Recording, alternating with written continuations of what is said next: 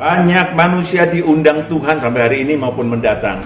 Banyak orang yang diundang ke dalam kerajaan Allah bagi setiap roh manusia yang menolak. Kenapa? Karena mereka sedang lebih menyukai kehidupan sekuler, bahkan kehidupan duniawi, ya, yang membahayakan rohnya sendiri. Ya Allah itu roh, gembala dengan roh kita, nanti Tuhan akan memberikan kebenaran, cara perdamaian. Nama kata lain adalah Salam saudaraku yang terkasih, kita jumpa lagi masih di dalam suasana Paskah atau Paskah. Ya, Yesus masih berkeliling, rohnya berkeliling sampai menemui sekitar 500 orang. Tapi kita dengarkan dulu sebuah pujian sebelum kita membahas lebih lanjut. Sudahkah Anda menikmati hadiah Paskah?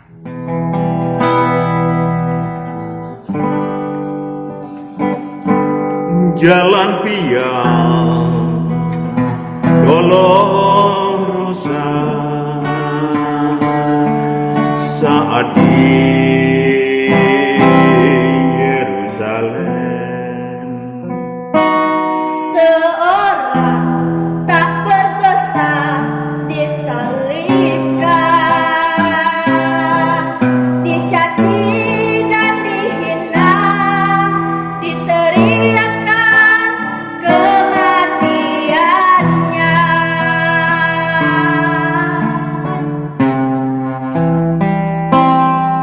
Dia disiksa dan didera, dicambuk di tubuhnya. Mahkota duri pada kepalanya, dipikulnya salibnya, dia melangkah menuju Kalvari.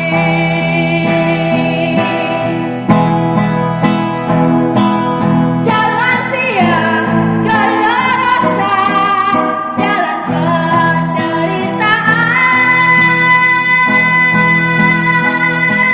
Yesus Kristus domba Allah disalib.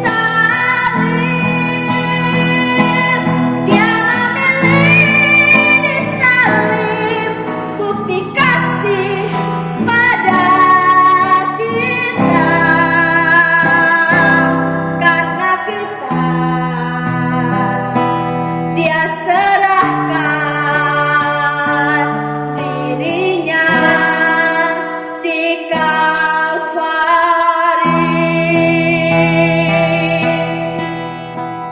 Darahnya mengalir, membasuh dosa, membukakan jalan kepada Allah. Jalan Via Dolorosa, jalan penderitaan. Yesus Kristus domba Allah disalib. Dia memilih disalib, bukti kasih pada kita. Karena kita, dia serahkan dirinya di Kalvari.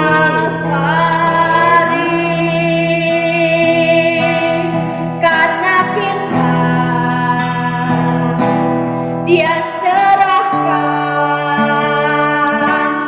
dirinya di Kalvari.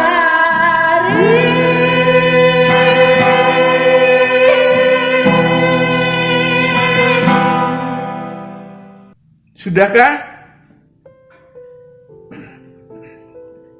hadiah tersebut belum atau bukan berupa telur Paskah, right?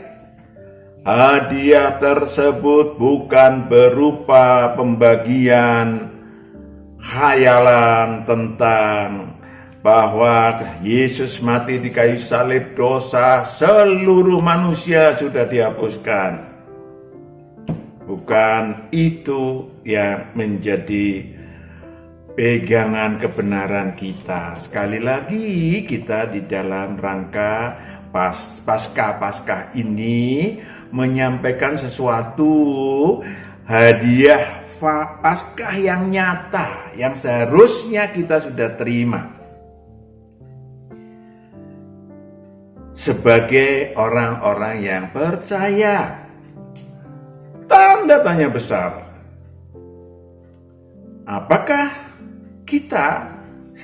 Apakah secara pribadi Anda sudah menerima hadiah Paskah tersebut yang luar biasa? Setiap manusia merindukan hadiah Paskah itu. Dan kini sudah 2000 tahun lebih, Yesus sudah memenangkan perkara yang luar biasa di atas kayu salib. Sudah kita bahas Sabtu lalu bukan? Jumat lalu bukan? Saudaraku yang kekasih, ada 3 hadiah besar yang disediakan Sang Kristus atas kemenangannya di kayu salib. Sudahkah Anda menerima? Sekali lagi. Sudahkah Anda bersyukur? Sekali lagi. Kenapa? Hadiah tersebut nyata, saudara. Bukan teori, bukan tafsir, ya. Menunggu Anda. Mari kita pahami, mari kita nikmati, mari kita syukuri. Syukuri adalah bertanggung jawab atas hadiah yang saudara dan saya terima. Adakah peringatan Paskah cuma seremonial dan berlalu tanpa kesan? Bagi Anda, menguap menunggu tahun depan yang belum tentu, Anda alami. Kita alami. Padahal saya tidak bosan-bosan untuk mengulang. Ada 3 hadiah luar biasa yang disediakan bagi umat manusia, yang sangat dibutuhkan oleh semua orang, setiap manusia, siapapun dia, agama apapun, suku apapun, bangsa apapun, iya. Jangan-jangan Anda belum menerimanya, bahkan belum mengetahuinya. Bisa jadi. Mari kita memahami kebenarannya. 3 hadiah Paskah yang dibutuhkan oleh setiap manusia. Yang pertama adalah, perhatikan, kunci maut dan kunci kerajaan maut.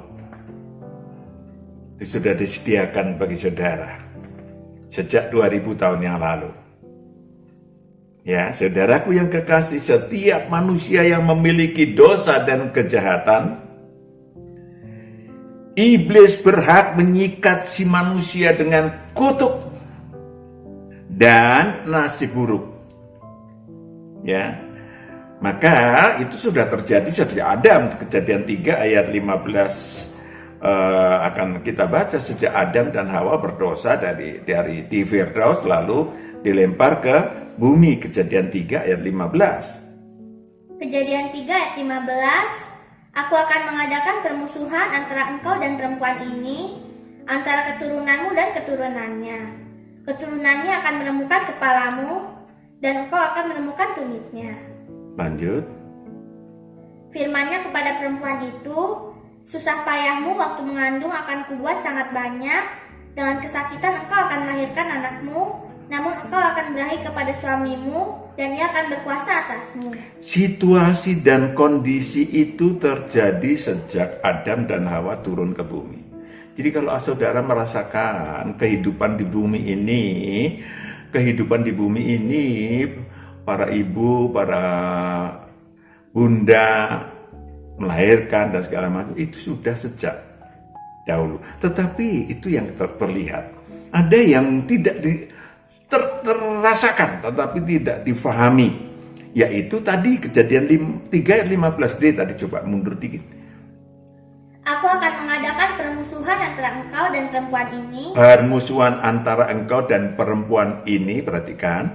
Antara keturunanmu dan keturunannya. Ya. Keturunannya akan meremukkan kepalamu dan engkau akan meremukkan tumitnya. Meremukkan tumitnya. Itu yang namanya maut.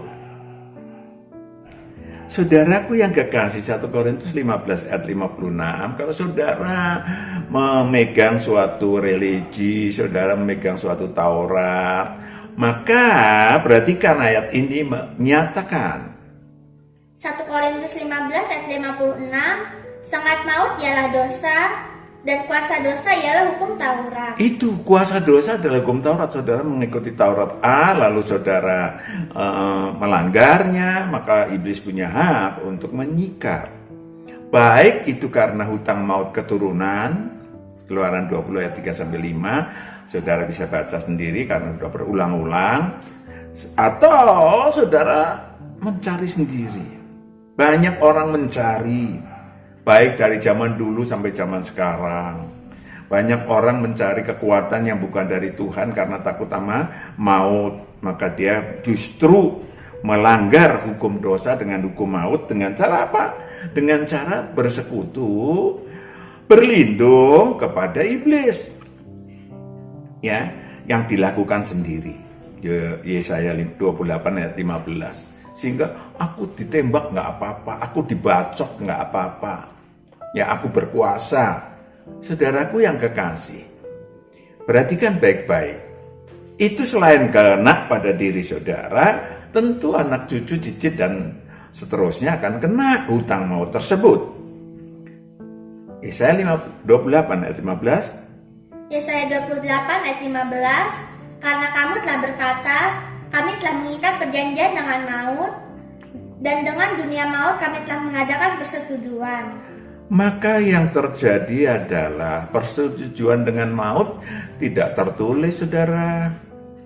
Ya, tidak tertulis bahwa anakmu akan kutagih, cucumu akan kutagih, tetapi firman Tuhan dalam Keluaran 23-5 tertulis. Tetapi antara saudara yang mengadakan perjanjian maut nggak tertulis. Ada yang mengatakan, ya salah saya loh. Gak boleh sebetulnya saya ke kamar mandi bawa jimat. Jadi hilang tuh kuasanya. Padahal sebetulnya kuasanya bisa hilang. Tetapi tagihannya, utang mautnya tetap jalan. Ya. Saya juga tidak berteori ria karena saya zaman dulu memiliki hal-hal semacam itu yang udah Pak Matius buat. Saudaraku yang kekasih, tentu zaman sekarang, tentu saudara katakan tidak ada lagi tuh. Banyak, bentuknya saja yang berubah. Ya, bentuknya saja yang berubah. Kalau dulu menyembah iblis melalui jimat-jimat, sekarang menyembah iblis melalui duniawi. Ya, hatinya berada di harta, membungakan uang, menipu dengan cara yang saya nggak tahu istilahnya banyak itu. Itu sama dengan saudara berkong kali kong atau berkongsi dengan iblis. Itu yang terjadi. Maka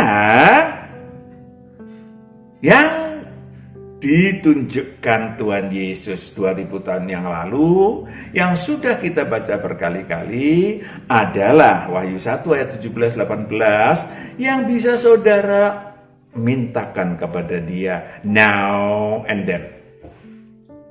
Wahyu Matius 1 ayat 17, ketika aku melihat dia, tersungkurlah aku di depan kakinya sama seperti orang yang mati, tetapi ia meletakkan tangan kanannya di atasku, lalu berkata, jangan takut. Jangan takut. Aku adalah yang awal dan yang akhir. Sekarang dia adalah yang awal dan yang akhir. Udah kita bahas lagi kemarin ya. Terus? Dan yang hidup. Aku telah mati, namun lihatlah, aku hidup sampai selama-lamanya, dan aku memegang segala kunci maut dan kerajaan maut. Aku memegang segala bentuk kunci maut dan kerajaan maut.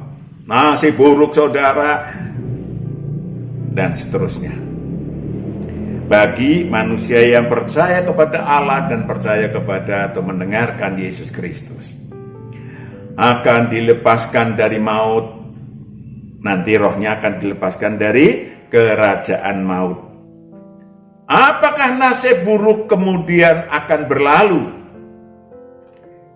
Yes or not? Yes or not? Ya atau tidak?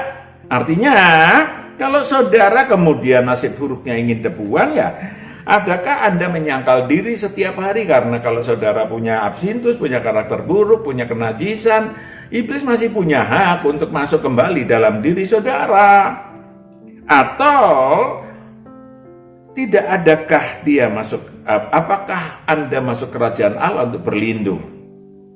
Kerajaan Allah yang sudah disediakan Tuhan 2000 tahun yang lalu. Di luar aku kok tidak bisa berbuat apa-apa. Atau saudara memang mengikuti kebenarannya? Enggak. Sederhana saja, saudara berdoa, makan di depan saudara ada gudeg yang enak. Atau saksang yang enak sekali. Kalau ada saudara kita dari Sumatera Utara, saksang. Kalau dari Jogja ya gudeg. Saudara berdoa, amin. Begitu amin, ada tamu. Saudara nggak makan itu sampai sore. Ini pagi-pagi ceritanya. Sampai sore nggak makan. Lalu saudara makan. Ternyata sakit perut. Kenapa? Karena basi. Saudara bilang itu udah berdoa. Ya. Kebenarannya saudara nggak cari. Harusnya saudara berdoa lagi. Apakah Tuhan akan menjawab? Sudah basi nak. Itu kebenarannya. Itu kebenarannya. Ya. Saudaraku yang kekasih, itu disediakan oleh Tuhan. Bahwa saudara terhindar dari maut, terhindar dari hukum sebab akibat karena Tuhan memberitahukan kebenarannya. Amin. Kunci maut dan kunci kerajaan maut. Kalau maut itu urusan tubuh alamiah, kalau kerajaan maut itu urusan tubuh rohaniah. Roh saudara, roh manusia yang berdosa dan berkejahatan akan dimasukkan ke dalam kerajaan maut oleh iblis, sehingga manusia si rohnya nggak berdaya, tidak berdaya menguasai keinginan tubuh alamiah saudara yang disetir oleh iblis. Aku tidak mampu berbuat baik, ya, aku tidak mampu. Aku ingin berbuat baik, rohku ingin mentaati hukum Allah, tetapi tubuhku tidak mampu karena ada roh jahat yang ada di dalam diriku. Demikian Roma yang 5 sampaikan. Saudara baca sendirilah. Saudaraku yang kekasih, yang ditakutkan membuat gemetar roh setiap manusia, membuat gemetar setiap roh manusia. Apakah itu? Kalau meninggal si manusia, rohnya masuk ke alam maut, atau siksa kubur, dunia orang mati. Ini sebetulnya yang paling ditakutkan. Ya. Jadi sang anak manusia tadi sudah kita baca adalah sekarang menjadi sang awal dan yang akhir, memegang kunci maut dan kerajaan maut.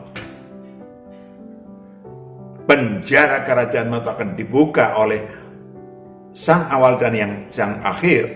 Yang awal dan yang akhir yang akan membuka.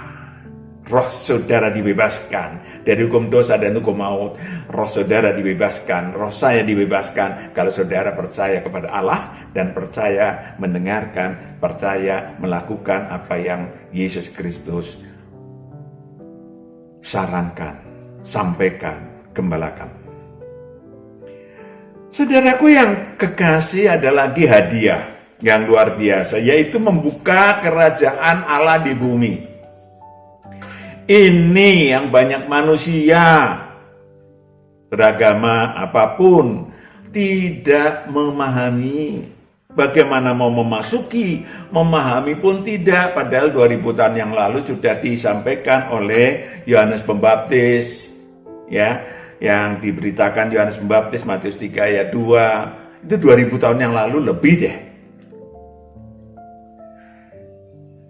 Perhatikan Matius 3 ayat 2. Matius 3 ayat 2, bertobatlah sebab kerajaan surga sudah dekat. Bertobatlah sebab kerajaan surga sudah dekat. Bukan surga kekal ya, kerajaan surga di bumi. Ya, maka itu pun sudah diproklamirkan oleh Sang Anak Manusia. Matius 12 ayat 38. Matius 12 ayat 38. Pada waktu itu berkatalah beberapa ahli Taurat dan orang Farisi kepada Yesus, "Guru, kami ingin melihat suatu tanda daripadamu." Tetapi jawabnya kepada mereka, "Angkatan yang jahat dan tidak setia ini menuntut suatu tanda." Saudaraku yang kekasih, saudara, pada saat itu disampaikan oleh Yesus akan adanya terbukanya kerajaan Allah, yaitu di Matius 12 ayat 28. Tetapi jika aku mengusir setan dengan kuasa Roh Allah, maka sesungguhnya kerajaan Allah sudah datang kepadamu. Amin. Itu dia. Dan kerajaan Allah itu luar biasa untuk setiap roh manusia. Matius 22 ayat 1 sampai 4. Luar biasa untuk setiap roh manusia. Matius 22 ayat 1 sampai 4. Lalu Yesus berbicara pula dalam perumpamaan kepada mereka, hal kerajaan surga seumpama seorang raja. Perhatikan baik-baik, kerajaan surga atau kerajaan Allah. Lanjut. Yang mengadakan perjamuan kawin untuk anaknya. Ia menyuruh hamba-hambanya memanggil orang-orang yang telah diundang ke perjamuan kawin itu, tetapi orang-orang itu tidak mau datang. Perhatikan apa sebetulnya yang yang berada di dalam kerajaan Allah yang disediakan bagi umat manusia. Ia menyuruh pula hamba-hamba lain, pesannya, katakanlah kepada orang-orang yang diundang itu, sesungguhnya hidangan telah kusediakan. Sesungguhnya hidangan bagi roh manusia telah kusediakan. Lembu-lembu jantan dan ternak piaraanku telah disembelih. Digambarkan di dalam kenikmatan jasmania, padahal itu kenikmatan rohania. Semuanya telah tersedia, datanglah ke perjamuan kawin ini. Lanjut. Tetapi orang-orang yang diundang itu tidak mengindahkannya, ada yang pergi ke ladangnya, ada yang pergi mengurus usahanya. Banyak manusia diundang Tuhan sampai hari ini maupun mendatang. Banyak orang yang diundang ke dalam kerajaan Allah bagi setiap roh manusia yang menolak. Kenapa? Karena mereka sedang lebih menyukai kehidupan sekuler, bahkan kehidupan duniawi, ya, yang membahayakan rohnya sendiri. Lanjut ayat 6. Dan yang lain menangkap hamba-hambanya itu, menyiksanya dan membunuhnya. Yes, di dalam kerajaan duniawi, dalam kejahatan yang membahayakan roh mereka. Lanjut. Maka murkalah raja itu, lalu menyuruh pasukannya ke sana untuk membinasakan pembunuh-pembunuh itu dan membakar kota mereka. Kerajaan surga di bumi, kerajaan Allah di bumi sudah disampaikan dalam tayangan ilahi Pak Matius, saudara bisa cari sendiri. Singkatnya, kerajaan surga di bumi adalah suatu tempat bagi roh-roh manusia yang disediakan Tuhan. Anda berada di situ untuk menggembalakan saudara sehingga berbuah banyak bagi roh saudara. Rohnya akan naik mutunya dan banyak lagi fasilitasnya. Juga untuk tubuh alamiah saudara juga dapat diubah nasib buruknya karena di situ tersedia kebenaran di dalam kerajaan Allah. Maka kalau ada orang yang tidak berminat, aneh. Ya, karena itu sebetulnya, tapi mungkin saya anggap mereka belum tahu. Dan hari ini sudah tahu. Amin. Hari ini kita sudah tahu bahwa ada banyak fasilitas dalam kerajaan Allah. Mari kita masuk ke dalamnya. Syarat utama. Ya, saya ulang lagi. Nanti saudara tengok sendiri dalam tayangan ilahi tentang kerajaan surga. Syaratnya yang pertama lahir kembali. Juga sudah ada tayangannya tentang lahir kembali ilahi. Ya, bukan lahir kembali jasmani. Lahir kembali ilahi. Singkatnya, saudara percaya kepada Allah, satu. Saudara percaya juga kepada anak Allah. Ya, atau istilah percaya kepada anak Allah yaitu mengaku percaya mendengarkan anak Allah. Dan tentu secara teknis mengaku dosa di hadapan Allah, di hadapan Tuhan Yesus yang dilaksanakan oleh murid-murid Tuhan yang sudah mendapatkan pendelegasian wewenang ilahi oleh Tuhan Yesus. Saudaraku yang kekasih, itu yang tersedia. Supaya apa? Supaya Anda terlepas dari nasib buruk tubuh rohania, nasib buruk tubuh alamiah, dan saudara memiliki apa yang disebut sebagai kenikmatan-kenikmatan dalam sadar ilahi. Saudara bisa baca sadar jati diri, artinya tujuan utama turun ke bumi kita tercapai menjadi anak-anak Allah. Amin. Yang terakhir, kunci masuk Firdaus dan surga kekal. Luar biasa bukan? Kunci masuk Firdaus dan kerajaan kekal. Kerajaan surga kekal, bukan kerajaan surga yang tadi. Kerajaan surga kekal. Siap manusia yang sudah lahir kembali tentunya sudah, perhatikan baik-baik, sudah didaftarkan rohnya dalam buku kehidupan. Sudah, namanya sudah didaftarkan dalam buku kehidupan. Dan tentu mereka yang percaya pada Allah sekali lagi dan percaya kepada Yesus Kristus. Ini bukan soal agama, bukan soal Taurat yang manapun. Ini soal tadi, ya, percaya akan rohnya masuk Firdaus. Saya bacakan Yohanes 5 ayat 24. Rohnya kalau tubuh alamiahnya meninggal, rohnya masuk ke Firdaus. Yohanes 5 ayat 24, aku berkata kepadamu, sesungguhnya barang siapa mendengar perkataanku, mendengar perkataan sang anak manusia yang sekarang menjadi yang awal dan yang akhir, dan percaya kepada Dia yang mengutus aku, percaya kepada Allah Bapa, apapun namanya, Ia mempunyai hidup yang kekal, mempunyai hidup yang kekal, satu, masuk surga kekal, dan tidak turut dihukum. tidak turut dihukum di alam maut, masuk ke Firdaus. Jelas sekali, itu luar biasa saudara. Setiap manusia, roh manusia takut masuk alam maut, apalagi surga, neraka kekal. Maka tadi sekali lagi, setiap manusia yang sudah lahir kembali akan akan terdaftar di dalam buku kehidupan. Yang bagi manusia yang belum lahir kembali, baru mungkin masuk dalam buku kehidupan. Coba bedakan. Kita udah lahir kembali, Wahyu 3 ayat 5. Wahyu 3 ayat 4-6. Tetapi di Sardis ada beberapa orang yang tidak mencemarkan pakaiannya. Kalau saudara tetap setelah lahir kembali tidak mencemarkan pakaiannya, intinya adalah saudara tetap kudus, taat kepada sang anak domba. Mereka akan berjalan dengan aku dalam pakaian putih. Mereka akan berjalan dengan aku. Hidup saudara, hidup kita yang untuk bukti bahwa sang anak manusia melindungi saudara, meletakkan dalam pelukannya adalah kalau saudara berjalan di belakang sang anak domba. Lanjut. Karena mereka adalah layak untuk itu.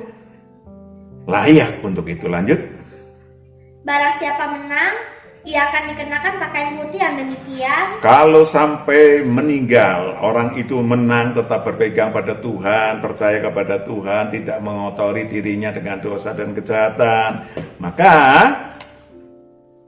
Aku tidak akan menghapus namanya dari kitab kehidupan. aku tidak akan menghapus namanya dari kitab kehidupan, Melainkan aku akan mengaku namanya di hadapan Bapakku dan di hadapan para malaikatnya.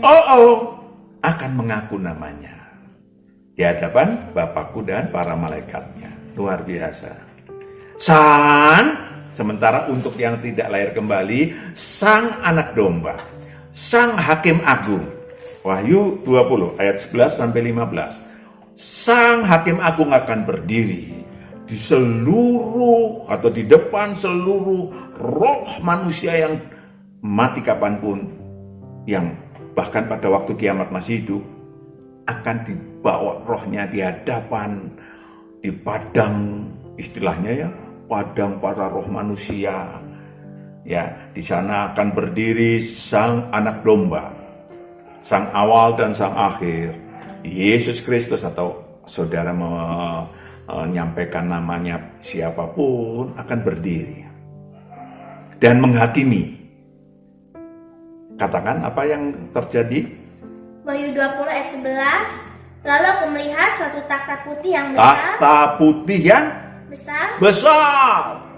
Dan dia yang duduk di atasnya. Besar, saudaraku. Seluruh roh manusia yang pernah hidup di bumi berada di situ, kecuali yang udah lahir kembali. Dari hadapannya lenyaplah bumi dan langit, dan tidak ditemukan lagi tempatnya. Saudaraku, itu yang terjadi setelah kiamat. Nggak ada lagi di bumi ini yang ada roh-roh manusia yang ada di hadapan sang anak domba. Lanjut. Dan aku melihat orang-orang mati, besar dan kecil. Orang-orang yang rohnya mati dulu karena di alam maut atau karena di dalam kerajaan maut, berdiri di depan takhta itu. berdiri di depan takhta itu. Perhatikan, di depan takhta itu, takhta sang anak domba. Lalu dibuka semua kitab. Dibuka semua kitab. Kitab apapun, saya nggak menyebutkan karena banyak. Kitab-kitab yang dianut oleh agama-agama, kitab-kitab yang dianut oleh Taurat dan kitab para manusia-manusia menganut Taurat dan kitab para nabi. Banyak disebutkan 12. Kata 12 itu untuk menunjukkan banyak kelompoknya. Lanjut. Dan dibuka juga sebuah kitab lain. Yes. Yaitu kitab kehidupan. Di depan, di atas sana dibuka sebuah kitab kehidupan. Yang, perhatikan, yang namanya mereka yang sudah lahir kembali tercantum di situ. Amin. Yang tetap menang, tetap tercantum di situ. Lalu, dan orang-orang mati dihakimi menurut perbuatan mereka. Menurut perbuatan mereka. Berdasarkan apa yang ada tertulis di dalam kitab-kitab itu. Berdasarkan apa yang tertulis dalam kitab-kitab yang mereka anut. Amin. Semasa mereka hidup di bumi ini. Lanjut. Maka laut menyerahkan orang-orang mati yang ada di dalamnya, dan maut dan kerajaan maut. Laut adalah orang-orang manusia-manusia yang masih hidup pada saat kiamat. Pada saat kiamat ada yang masih hidup, setelah kiamat ya mati. Cuman mereka dibawa rohnya ke hadapan, itu namanya laut. Lanjut. Dan maut dan kerajaan maut. Maut dan kerajaan maut, yaitu yang berada di alam maut, yang di dalam penjara kerajaan maut, menyerahkan orang-orang mati yang ada di dalamnya. Yes. Lanjut. Dan mereka dihakimi masing-masing menurut perbuatannya. Mereka dihakimi masing-masing menurut perbuatannya. Lanjut. Lalu maut dan kerajaan maut itu dilemparkanlah ke dalam lautan api. Yes.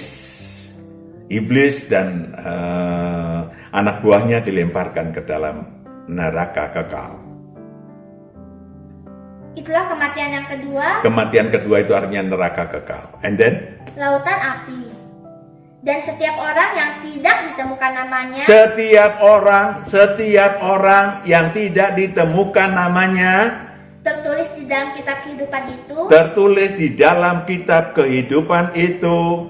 ia dilemparkan ke dalam lautan api itu. Mengerikan sekali.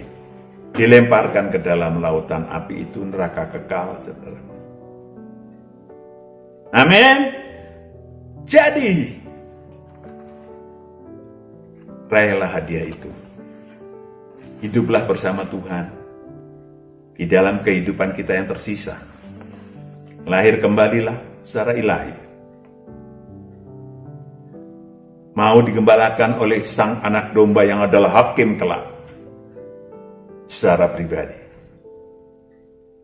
Nikmatilah fasilitas-fasilitas ilahi di dalam kerajaan Allah, bahkan fasilitas jasmani.